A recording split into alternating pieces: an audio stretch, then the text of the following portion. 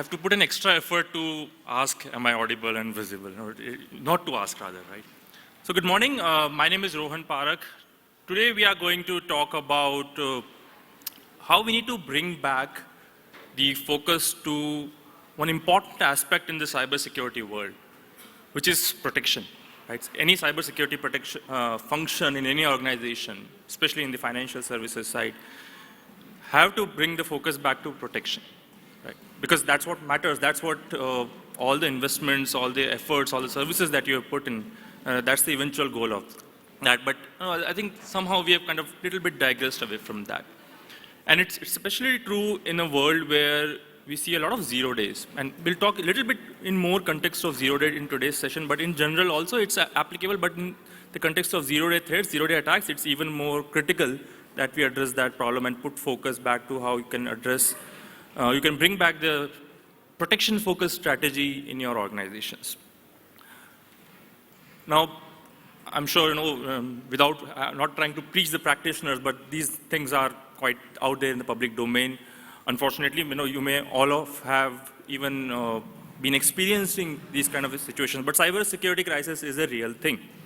And that too in a time when we have been also seeing unprecedented global pandemic. Right? Still, cybersecurity managed to be in the news. And organizations of any scale, be it a small organizations, they have faced something like a ransomware, or the larger organizations, of course, would have handled or tackled much more sophisticated targeted attacks, which often means loss of business, loss of brand reputation, and of course, at times end up in public media as well. And what is common here?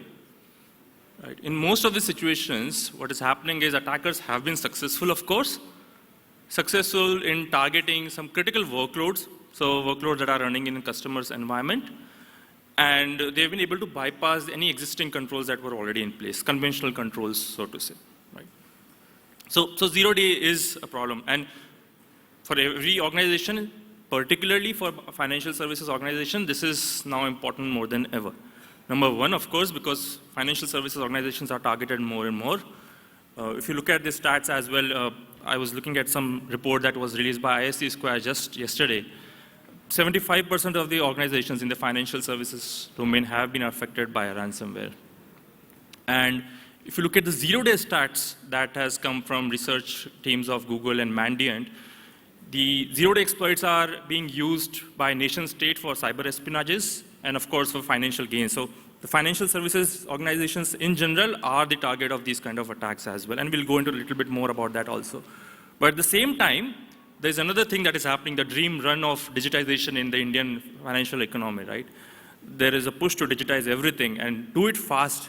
So the adoption of newer cloud native services, containers, modern IT infrastructure and services, it could be on-premise, on-cloud, SaaS maybe even, that adoption is quite increasing. And a lot of times, even though our regulators have done a very good job in kind of putting decent level of controls so that security doesn't get compromised, a lot of times businesses get to veto a lot of those decisions. And that's why you bring in third-party risks. We talk about open banking, API banking, all those things open up a lot of domain for those adversaries, to a lot of attack surface to those adversaries. And 0 days are there to stay. You can't essentially live without 0 day. So let's set the baseline. What is a 0 day, right? The textbook definition is, it's a 0 day vulnerability, exploit, or threat is something that is not known, the information that is not available in public domain, and somebody would go and exploit it. But let's look at from the context of the audience that we're sitting here, and of course the adversaries. So from an adversary point of view, right, somebody is out there trying to find flaws in your systems, in your applications, then probably use it on their own or sell it to someone who is going to exploit those vulnerabilities or create an exploit for those against those vulnerabilities, and then probably use again on their own or going to sell it in the marketplace, the dark web, for someone else, probably a third party in this case, to execute an attack. So there's a whole kind of organization chain going on. But for the defenders, for us, for the audience in this room, right, what you get is 0 day to handle that situation. That's what 0 day is, right? You have zero opportunity to handle that situation proactively, right? The vulnerability is obviously not known to the developers, and by the time the compromise has already happened, it is bypassing traditional controls, and it can take days to detect, identify those vulnerabilities, come out in public domain, and identify an attack that might also already be ongoing in any organization. And it is happening. 2021 year, this is the data from Google's Project Zero and Mandiant's research. 2021 was the highest when you saw zero-day exploits were being exploited in the wild. And a lot of those news that we saw, that's where zero-day exploits were being used as well. And nothing new for you, right? Log4j, Print Nightmare, Spring4Shell, right? All these vulnerabilities have been there, and they have affected, they have caused a loss of businesses, a loss of brand reputation also. Now, obviously, one solution is patching. But I'm sure the IT ops focused audience here realizes the fact that patching is problematic, right? You are in the constant flux of patching your system. Every month, Microsoft comes out with a patch, and you are constantly updating. By the time you have patched all your system with the first month one, the second month's patch is already there. And at times, those patches also require patches. It happened in January, right? Microsoft released a patch which fixed, with the right intent, 90 flaws. But it ended up breaking few things also. So you had to patch again to fix the things that were broken, which had a business impact also. And this is when you have patches available on time. So a lot of money is being spent to kind of handle the situation, right? You have a plethora of tools in your environment, disparate tools trying to achieve different, in some cases, same objectives. And I'm sure a lot of your experience is that they are low on efficacy in terms of outcome that you expect at the end of the day. That's why those attacks are still happening. That's why we still see a lot of things in the news, right? And at the same time, there is this problem of, in the cybersecurity operations, there is this problem of alert fatigue. You are trying to throw a lot of people into this SecOps and in your SOC, but that doesn't help, right? Because there's just too much of noise, lack of skilled resources, that's another kind of adding to that problem. So what you end up seeing is higher operational cost and breaches still happening. And money is being spent, right? Globally, if you see billions of dollars are being spent, almost 10 to 15% on growth every year. In India also, I think Gartner estimated that 2.2 billion is what they estimate 2022 spend will be there in India from an end user point of view. And that was at around 10% increase from what it was last year. So we are spending money, right? It's not that we are not spending money, but do we see the outcome of it? And that's where probably there is a need to kind of shift the focus a little bit, try for approaches that can help essentially have an effective spending, right? Where you can potentially look for approaches where you can do a full stack protection. You can put more focus on server workloads protection and a protection first strategy. And we'll talk about these three aspects in next few slides. And we'll start with the server workload protection, right? Why it has to be different? Why do you have to treat a Windows server different from a Windows desktop that your employees are using? Simply because these are different use cases, different workloads. You can't expect an antivirus to go on and stop attacks running on your web applications that is publicly exposed, an e-commerce application or an online banking application. Because the users of these services are different. On end user endpoints, you have interactive human users, easy to kind of learn their behavior and enforce few things. But on servers, you have non-interactive users, service accounts, what we all call is, right? And the same service account will be running 10, 20 different services on that server. And it's very hard to analyze those behaviors. It's very hard to use any sort of machine learning also to set a baseline on what they can or they should not be doing.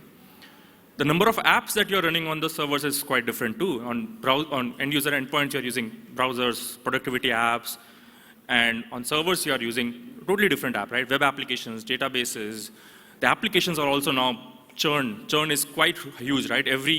Probably every hour in some cases, and at least every few days you are releasing a new software, releasing an update. So you have to keep up with that pace also. And how these applications or workloads are targeted is also different. And as a result of that, the kind of attacks that you see on these workloads are quite different as well. For end user endpoints, you see things like phishing, spear phishing, drive-by download, clickbaits, clickjacking, etc. Whereas on server workloads is where you talk about remote code execution, OWASP top 10. And remember, those the news that we saw, those news screenshots, most of them are remote execution of one of the web application related attacks. Log4j, proxy logon, Spring for Shell, Print Nightmare, right? All of them are essentially exploits on server workloads. They are doing more damage, not a Chrome browser vulnerability, right? You don't hear a Chrome browser vulnerability putting $1 million damage. Right? It's these remote code execution kind of vulnerabilities on the server workloads that are doing the damage.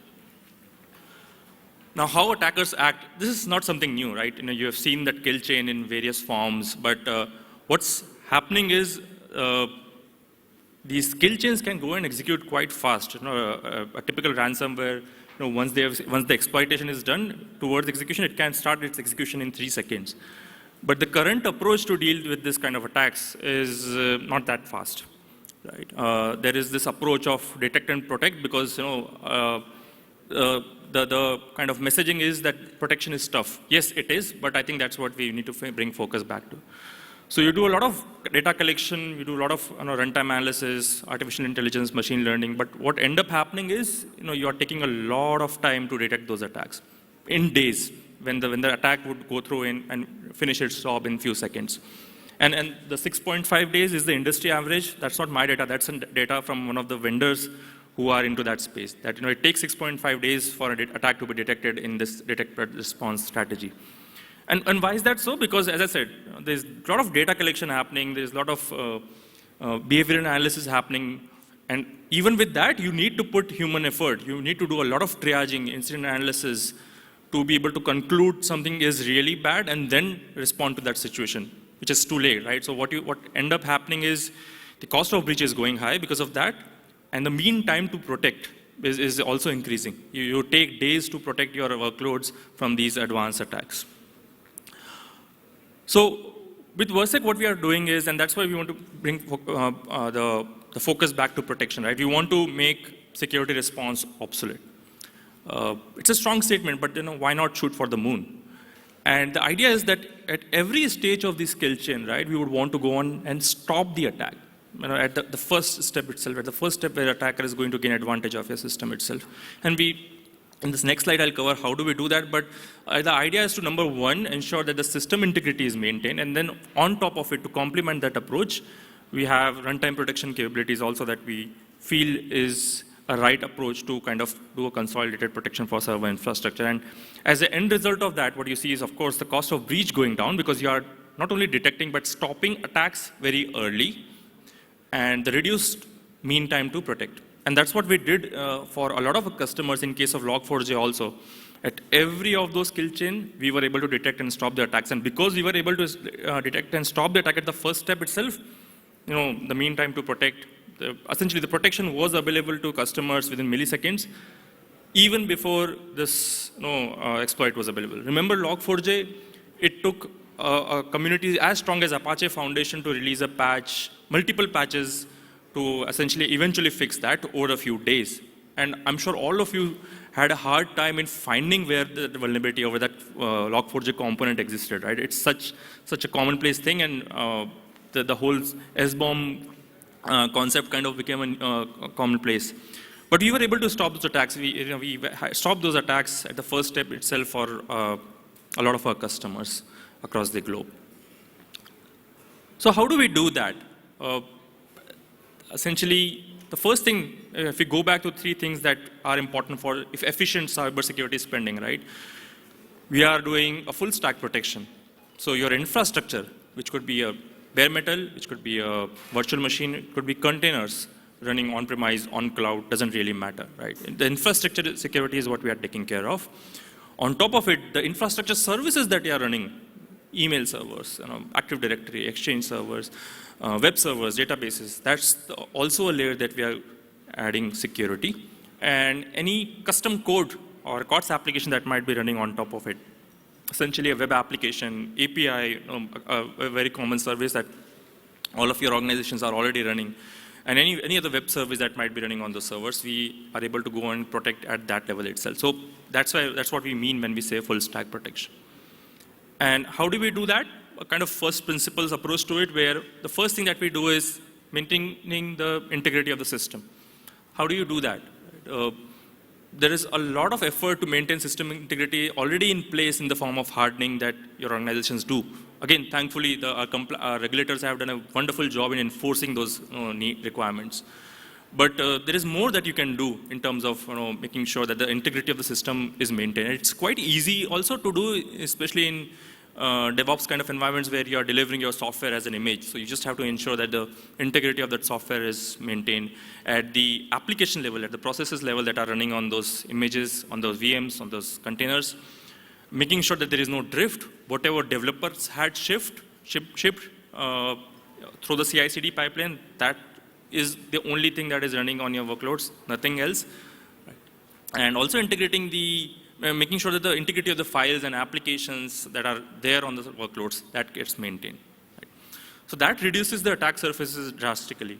And further, to complement that, to kind of address some of the advanced use cases also, we have introduced runtime protection capabilities also, which is where comes things like web application and API protection, because that's the custom code probably written by you, your developers, or a third party where you have outsourced that application from. Advanced memory exploits. A lot of kill chains that you see in last couple of years, they are using one or more of those advanced techniques to completely bypass any file-based detection, antivirus-based detection. Right? So fileless attacks, sometimes it is also called. So with the combination of the system integrity protection and runtime protection is where we are able to go on and proactively, immediately, within the milliseconds, able to detect and stop attacks, right? That's the idea, not respond to that situation, because then you are involving, number one, manual intervention, and number two, you are asking for a lot of time. But all this is automated, it's happening in a matter of milliseconds, and as an end result, you provide unified stack protection across for your server workloads, and that's our focus as well. So to quickly summarize what we discussed today, right? It is important that there are three elements to efficient cybersecurity spending when it comes to workload protection. One, it has to be focused. You have to be very focused that you have to have a separate strategy for server workloads and not do a lift and shift of what you're doing here for end user endpoints, because the attack surface is totally different. Number two, have a full stack approach, because too many tools lead to alert fatigue. There are just too many tools, misconfiguration, more chances of getting misconfigurations and things not working as expected. Right? And finally, but not the least, ability, all of this gives us an ability to provide an implicit patching. So going back to what we discussed initially, right? In some cases, patches are problematic. In some cases, patches are not even available in the context of 0-day. So what we essentially do through system integrity assurance and runtime protection is provide an implicit patching to those workloads that are running in your environment. And if you look at it, fundamentally, that's what we did in case of Log4j for our customers. The vulnerability did not exist actually at that point. It was a 0-day, and we were able to detect and stop attacks for us. So, and even after that, for many of those customers, while there was a regulatory requirement to still go and patch, but there was no really a hurry, right? They didn't have to spend their nights to find and patch Log4j, because they could see on their console that any potential attacks against that vulnerability was being detected and actively stopped immediately. So essentially, tool protection as opposed to any kind of alerting or detecting plus responding strategy. That's all from our side. We'll be more than happy to talk about this at our booth. We are at the booth number 2 right outside. Thank you so much. Thank you for your time.